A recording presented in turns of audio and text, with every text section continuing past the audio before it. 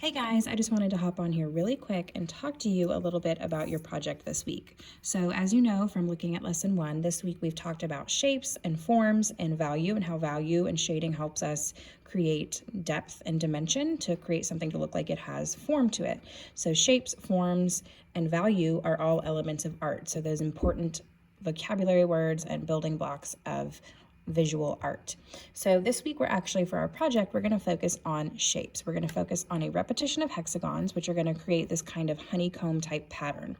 My recommendation for this project is that you start with pencil, number 1, as usual. So if we make a mistake, we can erase it and try again.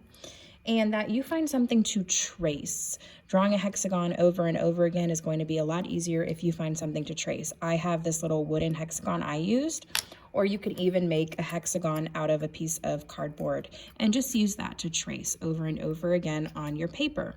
You want the hexagons to fit together like a puzzle, right? So if I have a hexagon right here, it wouldn't make sense to have a crooked hexagon right here. You want them to kind of fit together and leave some spaces in between them. Coloring in your hexagons, you could paint them, you could use markers. I was playing around with some crayons. I didn't finish, obviously, but you can really, it's up to you. You could make a rainbow honeycomb, you could make a real kind of honey-looking honeycomb, you could do lots of different things. But the whole point is to get this all filled in with color after you have the hexagons.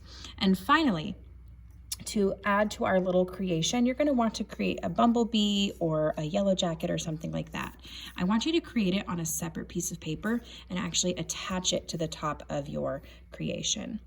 All right, so as usual, you're going to post a picture of your completed project to the Padlet that's linked below and email me or message me if you have any issues or problems. I can't wait to see your creations.